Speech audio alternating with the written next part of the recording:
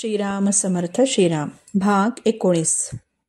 जेव्हा जेव्हा आवश्यकता भासते तेव्हा तेव्हा भगवंत अवतार घेतात. परमात्मा आणि आपण त्याचा अंश असलेले जीवात्मा दोन्हीही नित्य निरंतरच असतात. पण जेव्हा जीव म्हणजे आपण भौतिक सुख घेण्यातच सर्वस्व मानू लागतो तेव्हा त्याचं पतन होतं. घर, मुलेबाळे, व्यापार, हिंडणं फिरणं, चैन करणं या भौतिकतेमध्ये तो अडकतो आणि संसाराविषयी त्याची आसक्ती वाढत जाते.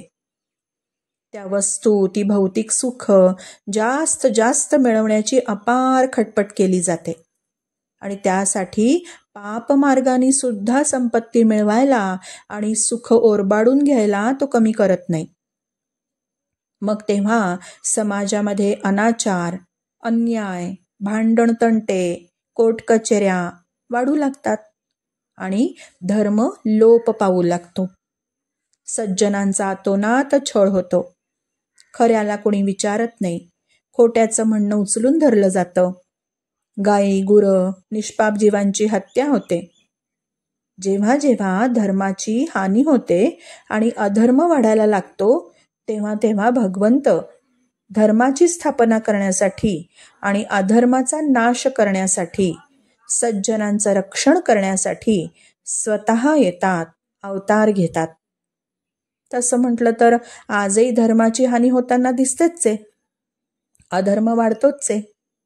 पण तरीही आज सुद्धा भारताच्या प्रत्येक राज्यात, प्रत्येक प्रांतात, प्रत्येक गावात सत्पुरुष सज्जन महात्मे आहेत. त्यामुळेच धर्म टिकून आहे. भगवंताचा दुष्ट पुरुषांशी, दुर्गुणी लोकांशी काही विरोध नाही. त्याला कोणी अमुकच आवडणारे, अमुकच नावडीचे असं नसतं. त्याला सर्व समान आहेत. कुणी प्रिय अप्रिय नाही. त्याचा विरोध आहे दुष्कर्मांशी, त्याचा विरोध आहे दुष्प्रवृत्तींशी. भगवान सगळ्यांचे सुहृद आहेत. कोणत्याही अपेक्षेविना, कोणत्याही स्वार्थाविना ते आपलं हित करत असतात. कुणी 5 नारळांचं तोरण बांधलं म्हणून लगेच त्याचं काम करतील आणि ज्यांनी फक्त हात जोडले, काहीच दिलं नाही, त्याच्याकडे पाठ करतील असे भगवंत नसतात. ते दुष्टांचं हित करण्यासाठीच दुष्टांचा विनाश करतात. दुष्टांना मारून ते आपल्या धामात म्हणजे जिथे ते राहत असतात, जिथे त्यांचा निवास असतो तिथे पाठवतात. केवढी विलक्षण उदारता आहे ही.